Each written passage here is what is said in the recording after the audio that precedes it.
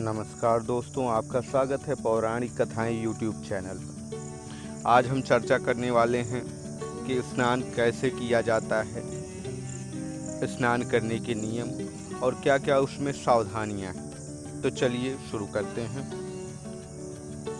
पहला नियम, स्नान किए बिना जो कोई भी पुण्य कर्म किया जाता है वह निष्फल होता है। इसलिए दोस्तों, यदि कहीं भी जाएं, कोई भी पुण्य कर्म करना हो तो स्नान किए बिना नहीं करना चाहिए। दुष्स्वप्न देखने, हजामत बनवाने, वमन होने, स्त्री संग करने और श्मशान भूमि में जाने पर वस्त्र सहित स्नान करना चाहिए। यदि नदी हो तो जिस ओर से उसकी धारा आती हो उसी ओर मुंह करके तथा दूसरे जलाशयों में सूर्य की ओर मुंह करके स्नान करना चाहिए। कुएं से निकलते हुए जल की अपेक्षा झरने का जल पवित्र होता है। उससे पवित्र सरोवर का जल तथा उससे भी पवित्र नदी का जल बताया गया है। तीर्थ का जल उससे भी पवित्र होता है और गंगा का जल तो सबसे पवित्र माना गया है। इसलिए गंगा के जल में स्नान सबसे उत्तम माना जाता है।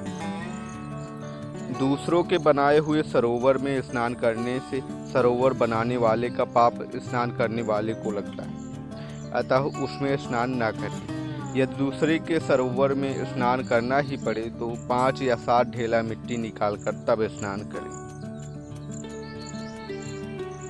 भोजन के बाद रोगी रहने पर महानिशा में बहुत वस्त्र पहने हुए और अज्ञात जलाशय में स्नान नहीं करना चाहिए। रात के समय स्नान नहीं करना चाहिए।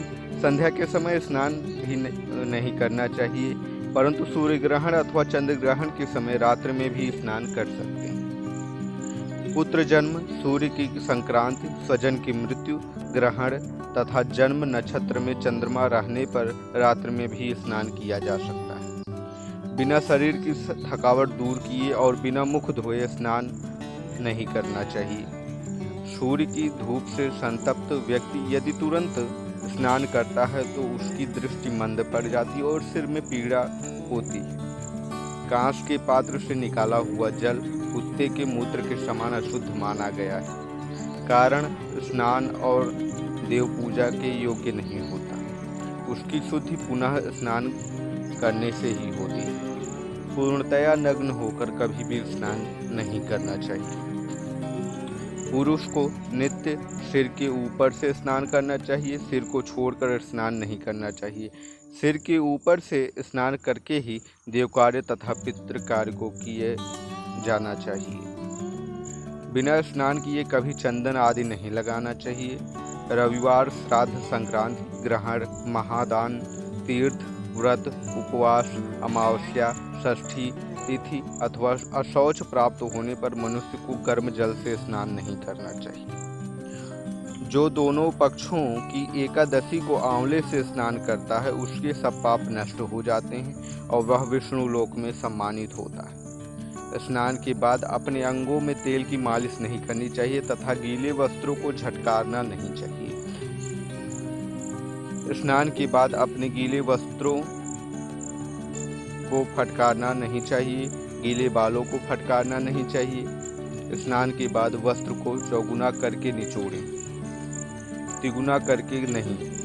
घर में वस्त्र निचोड़ते समय उसको छोर के नीचे करके निचोड़ें और नदी में स्नान किया हो तो ऊपर की ओर छोड़ करके भूमि पर निचोड़ें।